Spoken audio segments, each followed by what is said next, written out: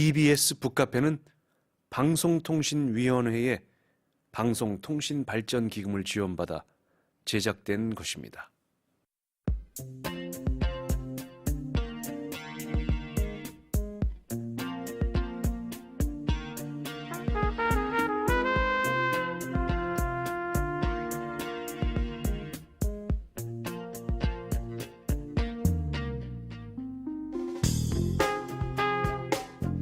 나비의 작은 날개짓이 폭풍우를 일으킬 수 있다? 바로 나비 효과입니다. 과학 이론으로 시작했지만 이젠 광범위하게 사용되고 있죠. 이런 나비 효과는 어떨까요? 고래까지 춤추게 한다는 칭찬의 나비 효과, 성장의 밑거름이 된 경험의 나비 효과, 감동, 다짐으로 이어지는 독서를 통한 나비 효과도 빼놓을 수 없겠죠. 오늘 읽은 그 문장이 과연 어떤 나비 효과를 불러올까요? EBS 북카페, 오늘은 어떤 날의 출발로 시작합니다.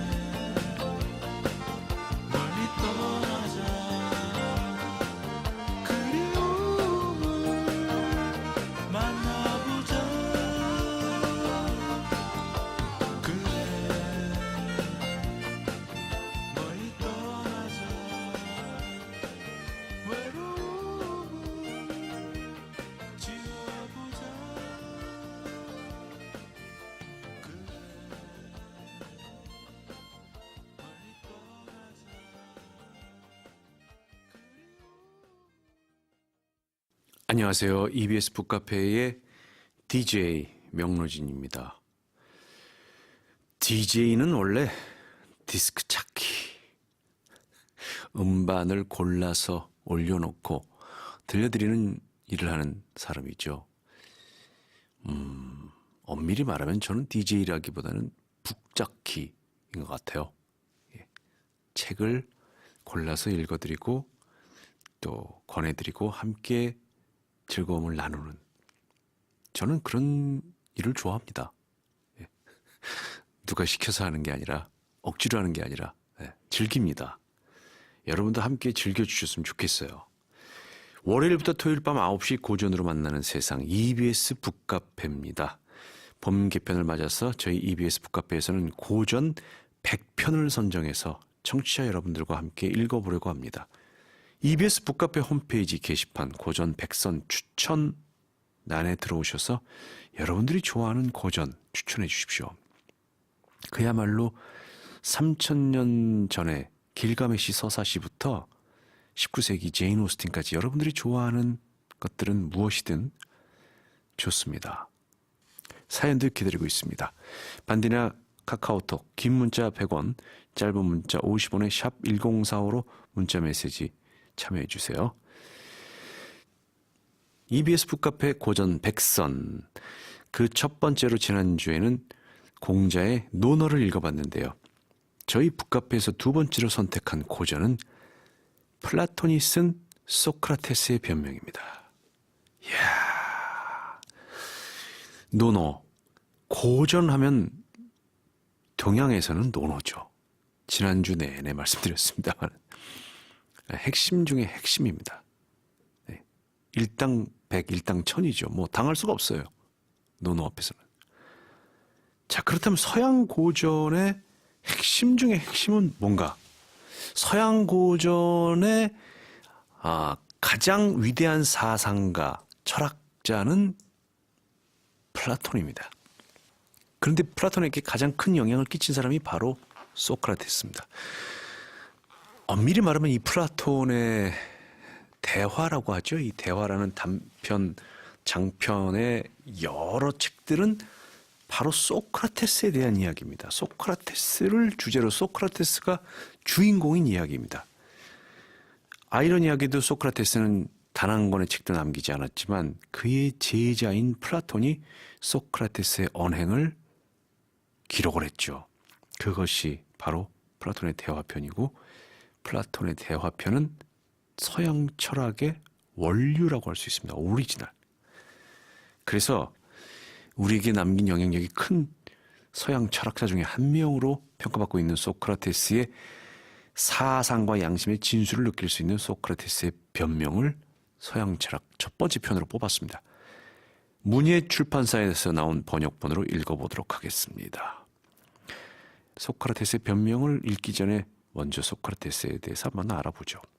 보통 소크라테스 하면은 고대 그리스의 철학자로 악법도 법이다, 너 자신을 알라, 뭐 이런 말을 했다고 얘기하죠.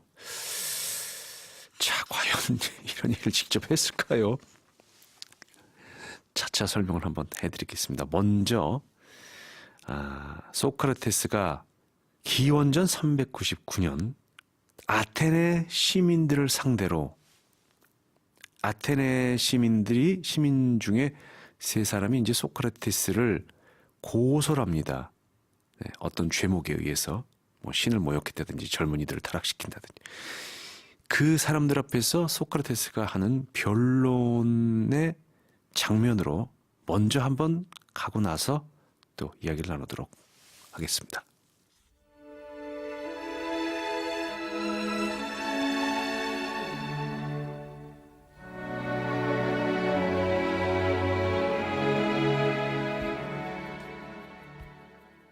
아테네인 여러분, 나는 여러분이 나를 고발한 사람들의 말을 듣고 얼마나 많은 영향을 받았는지 말할 수 없습니다.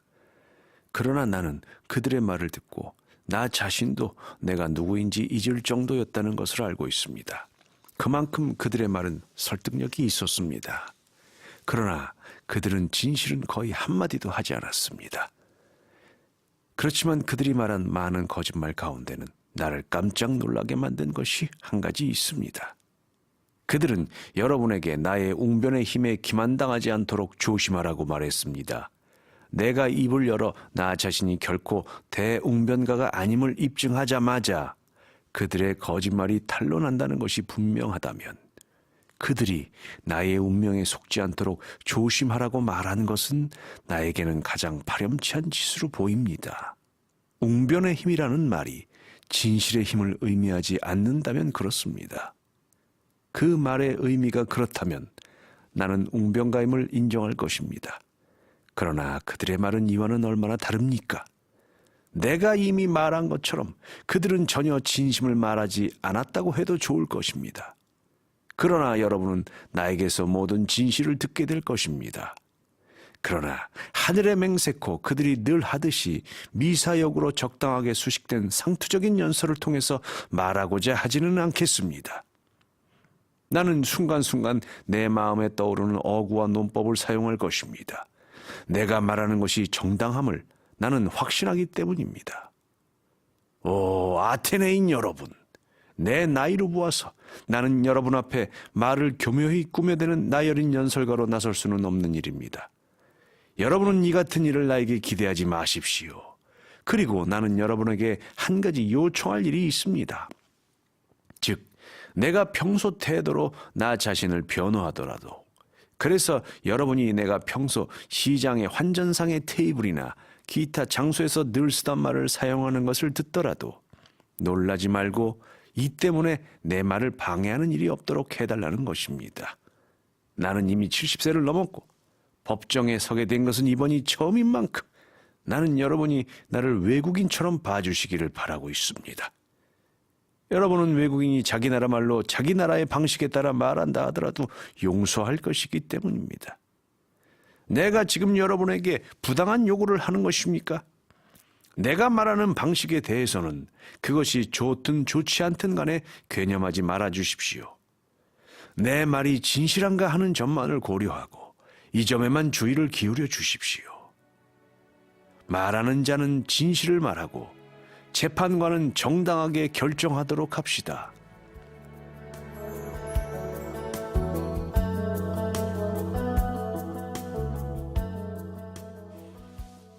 총 33장으로 구성되어 있는 소크라테스의 변명의 변명 가운데 서론에 해당하는 첫 장을 읽어드렸습니다.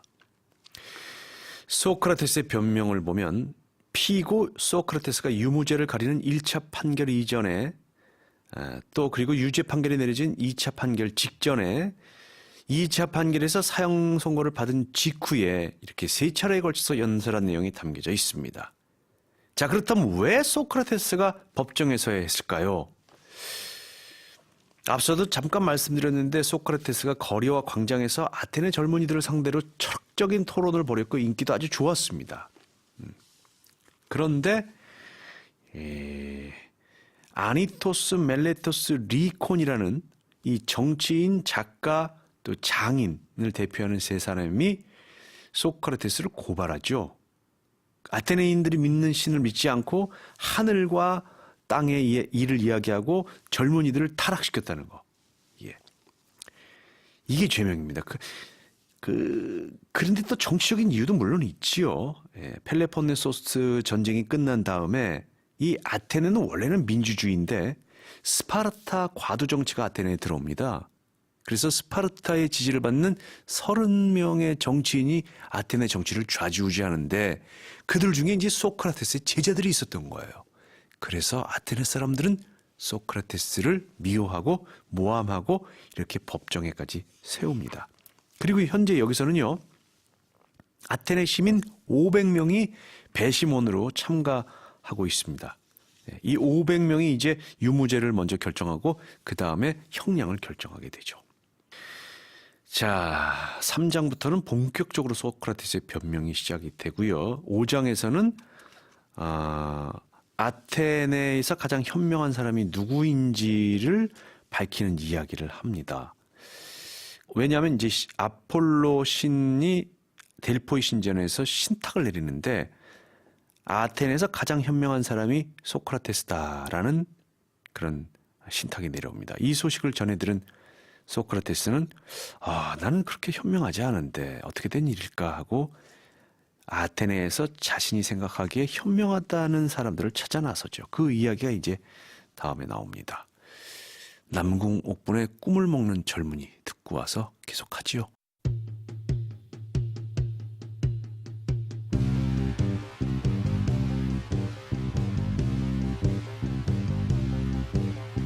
타오르는 꿈을 안고 사는 젊은이여, 우리 모두 같이 흥겨우게 노래해요. 푸른 날에 펴고 꿈을 먹는 젊은이여, 성난 파도처럼 이 자리를 즐겨요. 행복은 언제나 마음속에 있는 것, 괴로움은 모두 저 강물에 버려요. 사랑과 욕망도 모두 마셔버리고 내일을 위해서 젊음을 불태워요.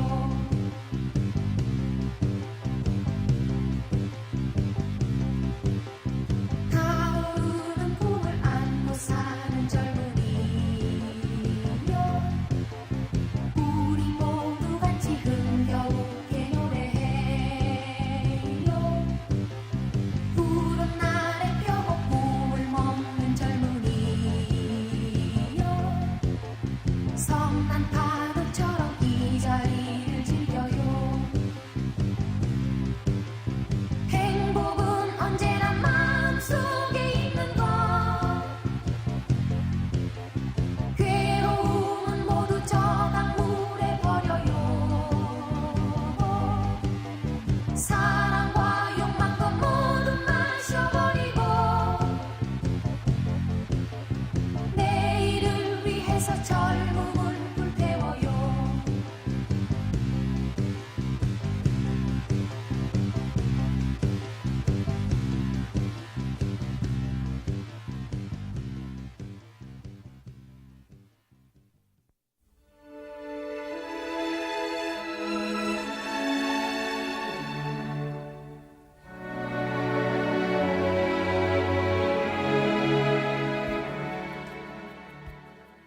내가 왜 이 이야기를 할까요? 여러분에게 왜 내가 악명을 얻게 되었는지 설명하고자 하기 때문입니다. 이 신탁을 듣고 나서 신의 이 말은 무엇을 뜻하는가, 신의 수수께끼를 어떻게 해석할 것인가 하고 자문해 봤습니다. 왜냐하면 내겐 크든 작든 간에 지혜가 없다는 것을 알고 있기 때문입니다. 그렇다면 내가 가장 현명한 사람이라고 말했을 때 신은 무슨 말을 하려고 한 것일까? 그는 신이고 따라서 거짓말을 할 수는 없는 일입니다. 거짓말을 한다는 것은 신에게는 어울리지 않는 일입니다. 오랫동안 숙고한 끝에 이 문제를 풀 방법을 생각해냈습니다. 나 자신보다 현명한 사람을 찾아내기만 한다면 반증을 갖고 신에게 갈 수 있을 거라고 말입니다. 여기에 나보다 현명한 사람이 있습니다. 그런데 당신은 내가 가장 현명하다고 말했습니다 하고 나는 말할 것입니다. 그래서 현인이라는 세평을 듣고 있는 사람을 찾아가서 관찰했습니다. 그는 정치가였는데 그의 이름을 밝힐 필요는 없을 것 같습니다. 그렇게 관찰한 결과는 다음과 같습니다. 나는 그와 대화를 시작하자마자 많은 사람이 그를 현명하다고 생각하고 자기 자신도 스스로를 매우 현명하다고 생각하고 있지만 사실 그는 현명하지 않다는 생각을 멈출 수가 없었습니다. 그래서 나는 그가 현명해 보일 뿐 사실은 현명하지 않다는 것을 그에게 설명하려고 노력했습니다. 그런데 그 결과 나는 그의 미움을 샀고 그 자리에 동석해서 내 말을 듣고 있던 사람들도 내게 적의를 갖게 됐습니다. 그래서 나는 그와 헤어져 돌아오면서 생각했습니다. 그 사람도 나도 아름다움이나 선함을 사실상 모르고 있지만 그래도 나는 그보다 현명하다고. 왜냐하면 그는 아무것도 모르면서 알고 있다고 했지만 그래도 나는 그보다 약간 우월한 것 같았습니다. 나는 이 사람보다 현명하다고 알려져 있는 다른 사람을 찾아갔지만 결론은 마찬가지였습니다. 그렇게 해서 나는 그와 그 밖에 많은 사람을 적으로 만들었습니다.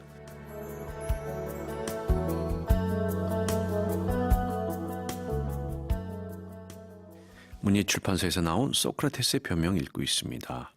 소크라테스는 크든 작든 간에 자신에게 지혜가 없다는 생각을 하고 있습니다. 그래서 델포이 신전의 무녀가 왜 자신을 아테네 최고의 현명한 사람으로 지목했는지 그 궁금증을 해결하고 이로 인해서 왜 자신이 악명을 얻었는지 해명하기 위해서 길을 나섭니다.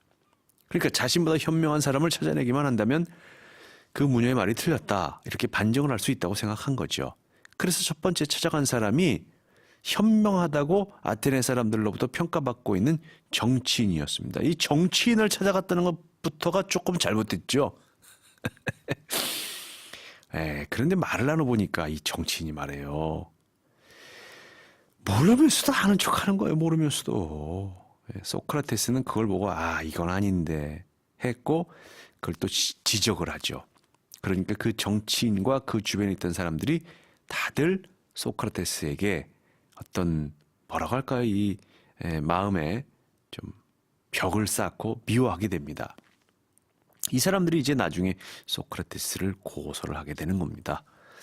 소크라테스는 무지의 지, 적어도 자신이 모르고 있다는 사실을 깨닫고 있는 만큼 현명했죠.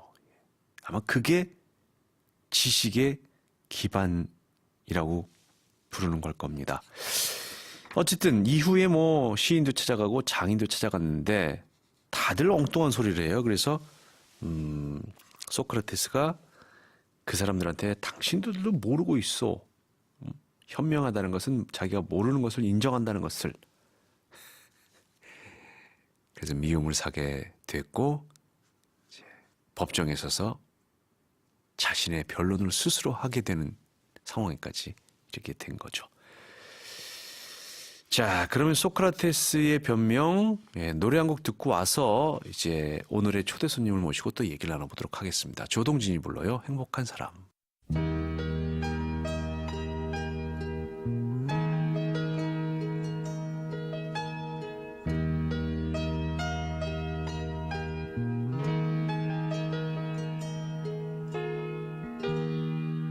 울고 있나요?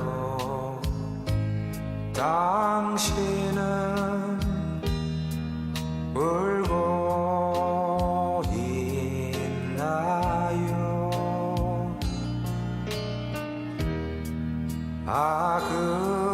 그러나 당신은 행복한 사람 아직도 남은 별 찾을 수 있는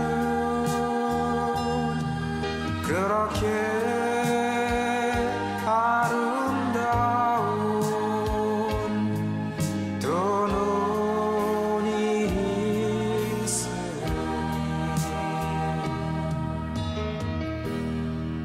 외로운가요? 당신은 외로운가요?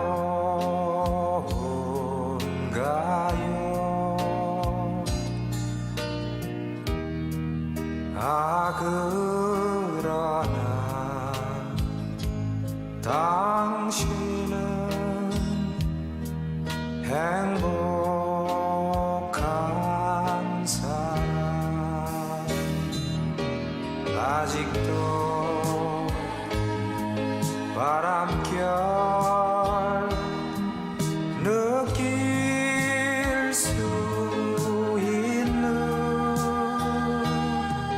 그렇게 아름다운 그 마음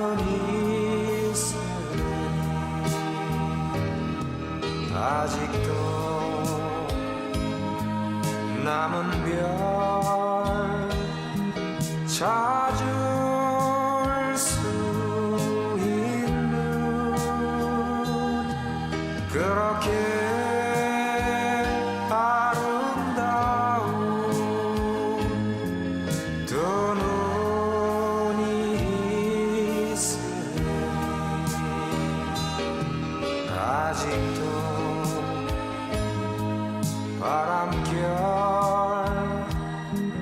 느낄 수 있는 그렇게 아름다운 그 마음이 EBS 북카페 3월 5일 월요일 순서 함께하고 계십니다. 이번 주에는 EBS 북카페 고전 백선에서 두 번째 책으로 선택한 플라톤의 소크라테스의 변명 읽고 있는데요. 문예 출판사에서 나온 번역본으로 만나보고 있습니다. 오늘부터 수요일까지 저와 함께 책도 읽고 얘기도 나누실 분은 EBS 라디오에서 8시까지 목소리를 들을 수 있는 EBS 공감시대의 진행을 맡고 계신 시사평론가 최영일 씨 나오셨습니다. 안녕하세요. 안녕하세요. 반갑습니다. 아유, 반갑습니다. 예, 저도 목소리만 듣다가 네네. 예, 이렇게 저 얼굴 뵈니까 목소리가 참 좋으셨거든요. 아유. 예, 들으면서 저는 명 작가님의 오랜 팬입니다. 아주 옛날부터. 칭찬의 시간. 자, 예. 오늘 저희 방송 때문에 퇴근도 못 하시고 기다리셨겠네요.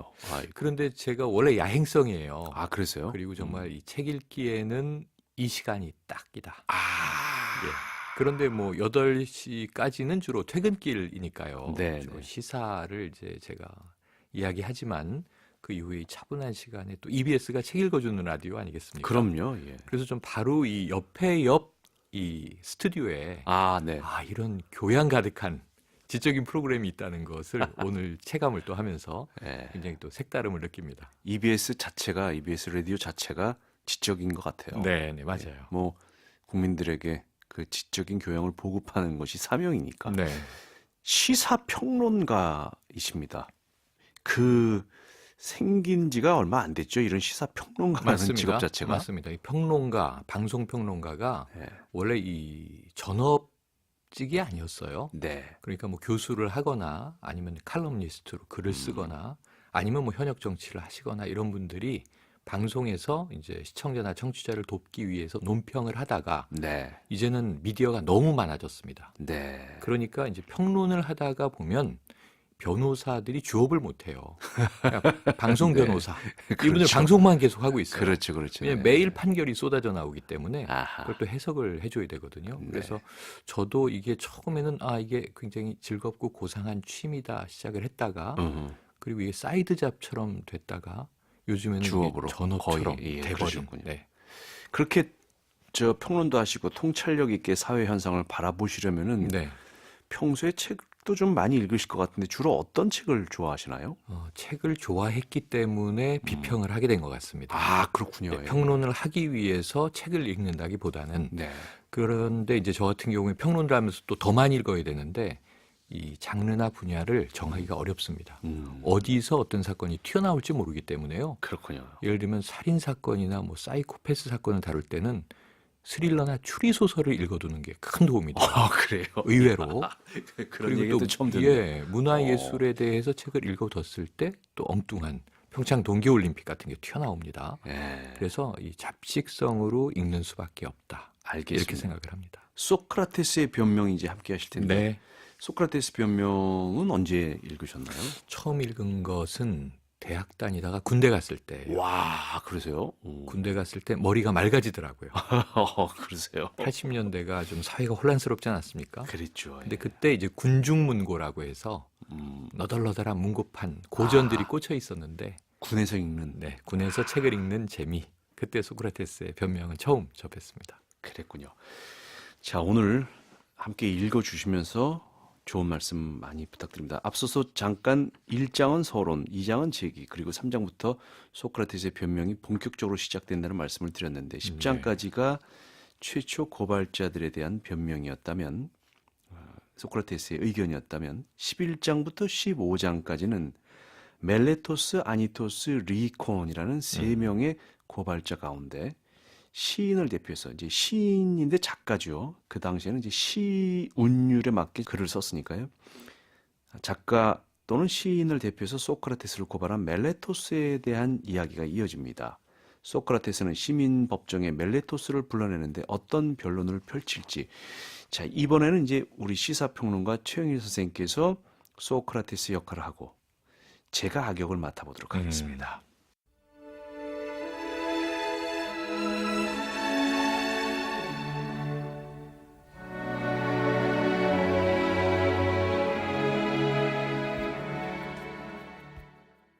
멜레토스, 이리 나오시오. 당신에게 묻고 싶은 것이 있습니다. 당신은 청년을 선도하는 것이 중요하다고 생각합니까? 네, 그렇습니다. 그러면 재판관들에게 청년을 선도하는 사람이 누구인지 말해주시오. 당신은 청년을 타락시키는 자를 찾아내느라 고생을 한 끝에 나를 재판관들 앞에 끌어내서 고발할 만큼 당신만은 분명히 알고 있을 것이 틀림없기 때문이요. 그렇다면 재판관들에게 청년을 선도하는 사람이 누구인지 말해주시오. 멜레토스, 침묵을 지키는 것을 보니 할 말이 전혀 없는 모양인데, 그러나 그렇다면 부끄러운 일이 아닙니까? 또한 당신이 이 문제에 전혀 관심이 없다는 내 말을 충분히 뒷받침해주는 증거가 아닙니까? 친구여, 말해보시오. 청년을 선도하는 사람이 누구인지 우리에게 말해주시오. 국법입니다. 친구여, 내가 묻고 있는 것은 그런 뜻이 아닙니다. 내가 알고 싶은 것은 국법을 가장 잘 아는 사람이 누구인가 하는 점입니다. 소크라테스, 이 법정에 임석한 재판관들입니다. 멜레토스, 도대체 무슨 말을 하는 겁니까? 재판관들이 청년을 가르치고 선도할 수 있단 말이오? 확실히 그들은 그렇게 할 수 있어. 재판관 전부가 그렇다는 말인가요? 아니면 일부는 그렇고 일부는 그렇지 않다는 말인가요? 전원이 그렇단 말입니다. 헤라에게 맹세하건대 이야말로 좋은 소식이군요. 그렇다면 청년의 선도자는 상당히 많군요. 그러면 방청인에 대해서는 어떻게 생각합니까?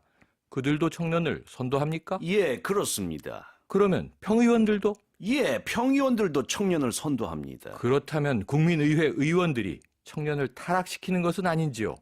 혹은 그들도 청년을 선도합니까? 그들도 청년을 선도합니다. 결국 모든 아테네인이 청년을 선도하고 향상시키고 있습니다.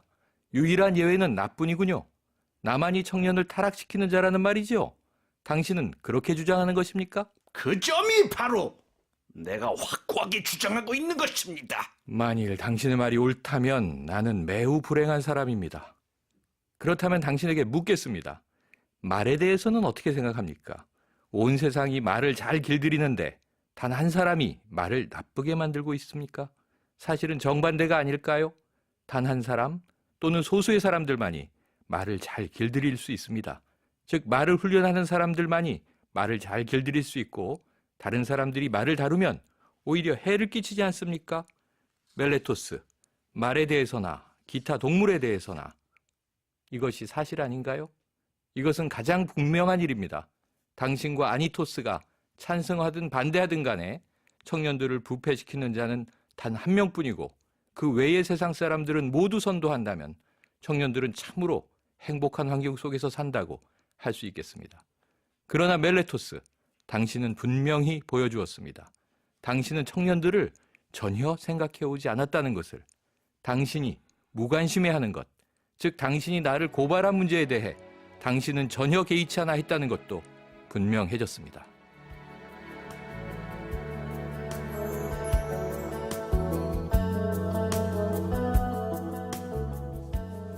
이거 대사가 길군요. 숨차네요. 아니 근데 네. 그러시면 안 돼요. 연기까지 그렇게 잘하시면은 연기자들이 아니에요. 이거 망한 거예요. 망한 거. 왜냐하면 이게 이때 소크라테스가 70대라 예. 멜레토스 뭐 이렇게 해야 되는 건데. 아니에요. 저 캐릭터 설정 잘하신 것 같아요. 아이고. 그렇게 그 소크라테스가 너무 나이 들어서 네. 꼬부랑 할아버지처럼 하면 안 될 것 같아요. 오히려 예. 왜냐면 소크라테스가 사형을 당할 때 음. 그 감옥에 이제 크산티페가 방문을 합니다. 네네. 부인. 그렇죠, 뭐 그렇죠. 악처로 악처. 유명하지만 뭐 사실은 그렇지 않을 수도 않다. 있습니다만 어쨌든 그때 4-5살 된 소크라테스의 아들을 데리고 오거든요. 꼬마가 있죠. 예. 꼬마가 있어요. 그러니까 소크라테스가 그렇게 늙고 힘이 없는 사람은 아니었고 열정적이었다. 나이가 들었지만 정력적으로 활동했던 아, 예. 인물이라는 것을 추론할 수가 있죠. 또 이제 이때에도 청년 마인드는 있는 인물이에요. 그럼요. 뭐 아테네를 상대로 혼자 막 싸우고 있어요. 그럼요. 대화하는 거 보세요. 뭐 청년하고 대화해도 아유. 논리적으로나 열정적으로 전혀 하지만 아이고 밀리지 않는. 부끄러워라. 이런 너무 낭독이었다니. 잘하셨습니다. 자, 명 선생님의 리드를 따라서 아닙니다. 자, 훌륭한 소크라테스 역할을 해주신 우리 최영일 시사평론가셨습니다. 어떤 독자분은 멜레토스 이리 나오시오 이렇게 얘기한 걸 보고 자신이 고발한 사람을 굉장히 이성적으로 대하는 모습이 인상적이라면서 네. 소크라테스가 자존심이 높은 사람인 것 같다. 이런 글을 남겼는데 멜레토스는 작가인데 말이죠. 네. 앞장에서는 이제 죄인이라고 그랬단 말이에요. 그렇죠. 이게 시인입니다, 당시에. 네. 그런데 이 배경을 보면 소크라테스가 자신을 오랫동안 비방해왔던 인물들의 배경을 딛고 네. 지금 언급하고 있는 3명의 고발자 때문에 이제 이 법정에 서게 된 거죠. 그렇죠. 그런 상황에서 우선은 나를 비난해왔던 그동안의 선입견이 이 법정에 깔려 있다. 그것을 먼저 네네. 논증을 하고요. 네. 지금 우리가 낭독한 장면은 이제 고발자를 불러내서 네. 그와 이제 함께 이 디베이트를 하는 거예요. 토론, 맞습니다. 센 토론을 네. 하는 장면이에요. 네. 그런데 오히려 이제 고발자인 멜레토스는 별로 이야기가 없고 네. 소크라테스가 공격적으로 이야기를 하는데 여기서 조금 우리가 아이러니가 있습니다. 뭔가요? 그러니까 피고잖아요. 네네. 피고가 원고를 불러내서 나는 죄가 없는데 죄인인 당신이 오히려 나를 이렇게 공격할 수 있느냐, 네. 나를 불의하다고 할 수 있느냐 이 논박을 하는 건데 네. 소크라테스가 조금은 풍자적인 방식으로 지금 우리가 낭독한 대목도 멜레토스를 완전히 이렇게 조롱을 하고 있거든요. 네. 그래서 이렇게 도발적인 자세를 취하는 것이 배심원들이 보기에 피고 입장에서 유리할까 불리할까 생각하면 소크라테스는 지금 본인에게 불리함을 알면서도 네. 끄집어내고자 하는 진실이 지금 그 마음속에서 좀 이글이글 타오르고 있는 것 같아요. 맞습니다. 소크라테스는 이 법정에서 작심을 하고 그렇죠. 나섰죠. 네. 말하자면 내가 이 법정에서 어떻게 말을 하는가에 따라서 자신의 형량이라든지 유무죄가 판결이 나는데도 네. 불구하고 말하자면 이런 것 같아요. 니들이 하려면 해봐라. 네. 나는 그냥 내 의지대로 내 신념대로 가겠다. 네. 이런 생각을 하고 있는 사실은 것 죽음을 같습니다. 불사하고 맞습니다. 지금 이렇게 네. 이야기를 하고 있는 겁니다. 네. 자, 이제 음악을 한 곡 듣고 계속 이야기를 이어가도록 하겠습니다. 한영애가 불러요. 바람.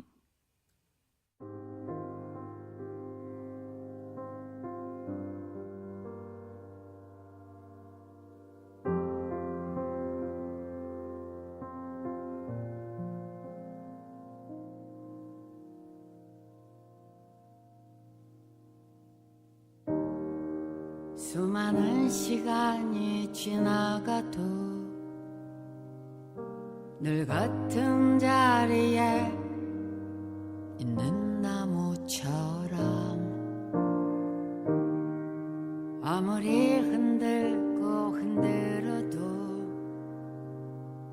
제자리로 돌아오는 그네처럼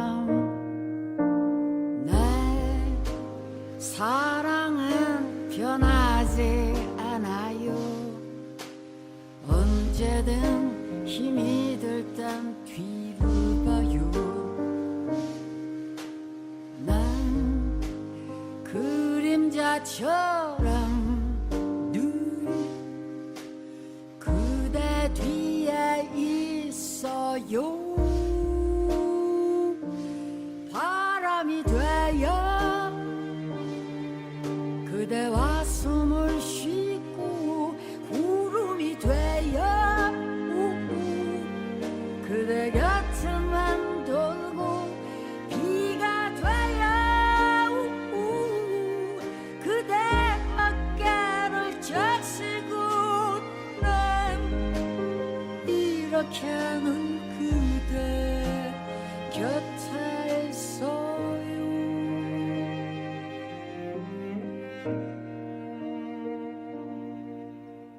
늘 그대 뒷모습만 익숙한 이 시간이 너무도 힘들지만 혹시 돌아볼까봐 늘 그댈 바라만 봐요. 바람이 되어 그대와 숨을 쉬고 구름이 되어 그대 같은 맘 돌고 비가 되어 그대 어깨를 적시고는 이렇게는 그대 곁에 있어요. 항상 같은 자리에 서서 일생을 바보같이 기다릴 사람 그대가 있는 곳엔 달빛처럼 그대를 환하게 비춰준 그런 사랑 바람이 되어 그대와 숨을 쉬고 구름이 되어 그대 곁을 맴돌고 비가 되어 그대 어깨를 적시고는 이렇게는 그대 곁에 있어요. 난 이렇게 늘 그대 곁에 있어요.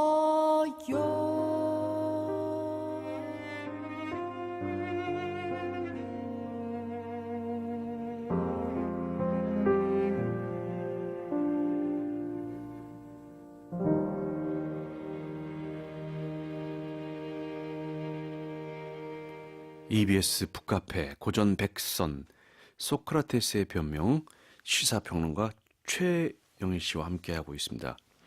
시사평론가로 활동하시다 보면 여기서 우리가 지금 이 소크라테스가 네. 아테네인들을 향해서 그랬듯이 좀 돌직구를 던져야 할 때도 많이 있으시죠? 네, 많이 있는데 네. 잘 못 던집니다. 아 그래요? 왜요? 왜냐하면 굉장히 여러 가지 정황을 이제 고려해야 돼요. 네. 그래서 소크라테스를 보면서 존경스러운 점이 예. 죽음을 불사하고 네. 나는 옳은 것만 말하겠다. 여기서 절규가 다 그런 거거든요. 어렵죠. 예. 그런데 소크라테스가 이 안에서 무려 지금으로부터 이게 이 기원전 399년에 있었던 법들이니까 그러니까 한 2,400년 전 얘기입니다. 2,400년 전 얘기입니다. 네. 그런데 너무 정확한 얘기를 하는 게 네. 정치인이거나 혹은 지혜로운 자가 정의만을 말하면 그는 죽게 돼 있다. 어허. 근데 그게 21세기에도 비슷한 것 같아요. 네. 옳은 말만 하면 그가 살 수 있을까? 그래서 이제 이 정말 저는 어떤 고민을 하냐면 이 평론가라는 입장은 이게 줄타는 고개사 같은 거구나. 좌로나 우로나 치우치지 않고 대중들 공감해서 어떻게 그 평균점을 찌를 것이냐. 그 고민을 늘 하는데 예. 저는 그냥 맨날 줄을 타고 있죠. 소크라테스라면 안 그랬을 거예요. 그는 그냥 이 외길로 매진하여 예. 스스로를 불살라서 이렇게 지금 이제 우리가 이야기를 듣고 있는 건데 네. 참 부끄러운 게 많습니다. 그런데 여기서 이제 소크라테스도 자기의 신념을 따를 것인가 네. 아니면은 좀 말하자면 아부를 해서 곡하가세 할 것인가? 예, 곡하가세하고 자기 형량도 좀 줄이고 네. 아니면 무죄 판결을 받을 것인가 하는 고민 속에 줄타기 하지 않았을까요? 네, 뭐 마음속에 줄타긴 했을 텐데 네. 이 굉장히 부러운 게 무슨 얘기를 하냐면 신이라고 그때는 표현을 해요. 이때는 이제 이 사회학자들이 분류하는 신화의 시대. 네, 그렇죠. 지금은 우리가 과학의 시대지만 예. 그래서 아테네의 신들이 많이 등장을 하는데 이야기 속에도 신이 나에게 계속 반대의 시그널, 신호를 보낸다고 얘기를 하죠. 맞아요. 예. 그러니까 내가 양심에 어긋나는 얘기를 해서 곡하가세하고 목숨을 구걸하려고 하면 마음속에 신의 음성이 그렇게 하면 안 돼, 들린다. 안 돼, 안 돼 하는 거죠. 예. 그러다 보니까 자신은 이 법정에서 죽음을 향해 뚜벅뚜벅 걸어가는데 신이 거기에 대해선 제동을 걸지 않더라. 그러니까 지금 나는 옳은 길을 가고 있다라는 얘기를 마지막에 이제 하거든요. 맞습니다. 예. 그런데 이제 제 마음속에는 이 신이 무슨 뭐 해라 하지 마라 이런 신탁을 주지는 않지만 양심에 따라서 고민을 해보건대 제가 이 시사평론을 한다고 말을 하면서 네. 거짓을 참으로, 참을 거짓으로 얘기하진 않으려고 애를 쓰지만 네. 늘 톤 다운, 이 톤의 조절을 하는 것 같아요. 아하. 아, 이걸 반대자들이 들으면 기분 언짢겠지? 아하. 그러면 나를 욕하겠지? 뭐 이런 고민들은 인간적으로 하는데 이 소크라테스는 앞부분에서 그런 비방과 선입견이 쌓여서 나는 지금 여기 서 있는 거다. 이 세 명의 고발이 중요한 게 아니라 이미 대중적 편견이 나에겐 있다. 하지만 나는 신의 명령을 수행하는 것이다. 이렇게 이제 소신을 얘기하거든요. 맞습니다. 다시 책 얘기로 돌아가서 네. 조목조목 논리 정연하게 변론하는 소크라테스와는 달리 멜레토스는 단답형으로 대답만 하다가 나중에는 논리를 아예 잃어버려요. 그렇죠. 말씀하신 대로 그렇죠. 누가 피고고 누가 온 건지 모르게 네네. 바뀌어버리는데 결국 뭐 신성모독이라는 제목까지 완벽하게 변명을 합니다. 네. 그 당시에는 그 자기의 죄를 자기가 이렇게 변론을 했나 봐요. 네네. 그러니까 어. 지금은 우리가 이제 사법부가 굉장히 엄정하게 돼 있고 네. 자격증제로 돼 있지 않습니까? 네, 그러니까 그렇습니다. 판사가 있고 검사가 있고 유죄를 입증해야 하는 그리고 이 저 변호사 피고를 또 변호해주는 법적 조력자들이 이제 있고 이게 시스템으로 돼 있잖아요. 네, 근데 아테네의 법정은 굉장히 이제 자유로웠던 것 같아요. 이 여기서 재판관은 500명의 시민이지 그렇죠. 않습니까? 예. 그러니까 시민들이 이제 지금으로 치면 이제 배심원인데 배심원이죠. 굉장히 규모가 큰 배심원단이 있고 그러니까요. 요즘으로는 이게 저 아이돌 뽑는 무슨 저 오디션 프로그램에 맞습니다. 이 투표로 하잖아요. 당첨객, 예, 투표처럼 그렇게 하고 그리고 피고가 스스로 변론을 하고 원고가 이제 죄를 묻는 그런 이제 시스템인데 이 소크라테스가 그런 얘기를 하더군요. 모두 다 여기서는 울고불고 하면서 자신의 목숨을 구걸하고 자기가 무고하다. 심지어는 무고하다 하더라도 네. 이 죄의 형량을 낮추기 위한 일종의 거래를 이제 하는데 네. 연극적으로 네. 자신은 그런 거 하나도 하지 않겠다. 네. 이런 얘기를 이제 하는 걸 보면 이때야말로 이제 지금 가끔 언론에서 비판적으로 쓰는 표현인 여론 재판이었던 거 아니겠습니까? 그렇겠죠. 예. 누가 배심원들의 마음을 더 이렇게 울리느냐 싸움일 것 같은데 한마디로 소크라테스는 무슨 일이 있어도 난 찌질하게는 안 살겠다. 그거죠. 이겁니다. 그거죠. 지금 말씀하신 게 정확해요. 예. 제가 아주 이게 재밌는 대목이 떠오른 게 그 싸이 씨가 2번 군대 간 남자잖아요. 그러니까요. 아이, 끔찍해. 그런데 이 다시 군대를 가야 될 상황에 그 신혼 때였어요. 네. 그래서 이제 이 저 부인과 상의를 하다가 야 내가 시간을 조금만 끌면 면제받을 수도 있어. 딱 군대 복무하고 왔는데 왜 또 가라는 거니? 이제 그럴 때 이 부인이 한마디를 했대요. 뭐라고요? 당신 싸이잖아. 이게 사실 박재상 씨잖아요. 예. 그런데 당신 싸이잖아. 싸이가 그렇게 찌질하면 안 되지. 아이고야. 그래서 그냥 군대를 가버렸다는 이 무서운 난 와이프를 싫어. 만났다는. 군대 2번. 예. 야, 그거는 지금도 꿈꾸는데. 모든 남성의 참. 악몽이잖아요.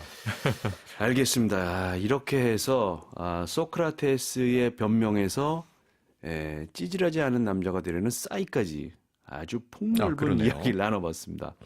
플라톤이 쓴 소크라테스의 변명, 소크라테스 철학의 진수를 보여주고 있는 책인데 시사평론가 우리 최영일 선생 덕분에 더 많은 생각을 하면서 읽었던 것 같습니다. 시간 관계상 더 나누고 싶은 말이 많지만 내일 다시 만나서 또 이야기를 하도록 하죠. 오늘 바쁘신데 나와주셔서 대단히 감사합니다. 아유, 제가 감사합니다. 고맙습니다. 산울림의 너의 의미 듣고 가죠.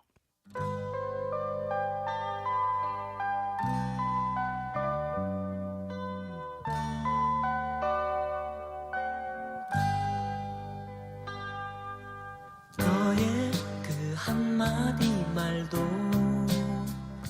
그 웃음도 나에겐 커다란 의미 너의 그 작은 눈빛도 쓸쓸한 뒷모습도 나에겐 힘겨운 약속 너의 모든 것은 내게로 와 풀리지 않는 수수께끼가 되네 슬픔은 간이역에 코스모스로 피고 스쳐 불어온 향긋한 바람 나 이제 뭉게 구름 위에 성을 짓고 널 향해 창을 내리 바람 드는 창은 너의 그 한마디 말도 그 웃음도 나에겐 커다란 의미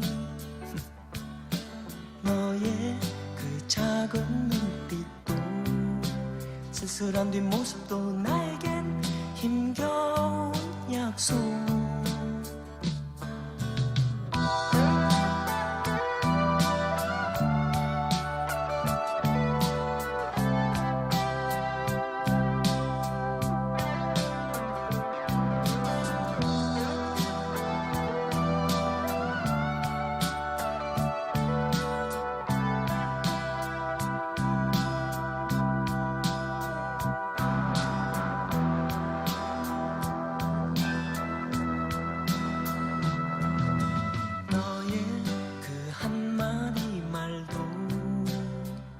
그 웃음도 나에겐 커다란 의미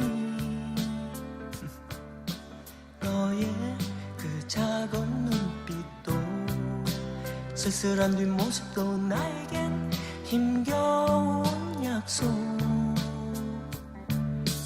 너의 모든 것은 내게로 와 풀리지 않는 수수께끼가 되네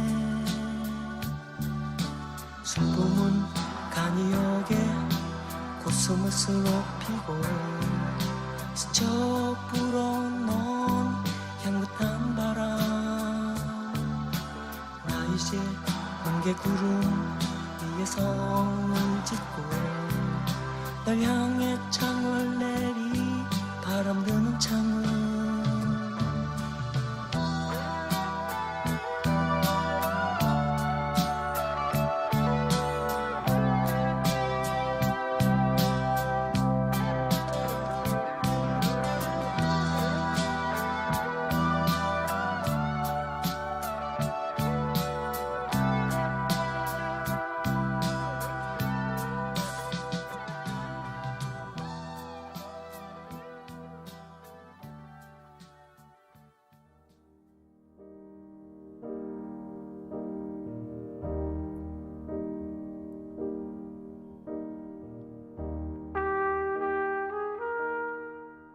EBS 북카페 오늘은 소크라테스의 변명 함께 읽어봤습니다. 서양 고전, 서양 철학의 오리지널이라고 할 수 있는 소크라테스의 변명 어떻게 들으셨는지요? EBS 북카페는 방송통신위원회의 방송통신발전기금으로 제작하고 있습니다. 지금까지 저는 EBS 북카페의 DJ 명루진이었습니다. 저는 언제나 여러분 편입니다.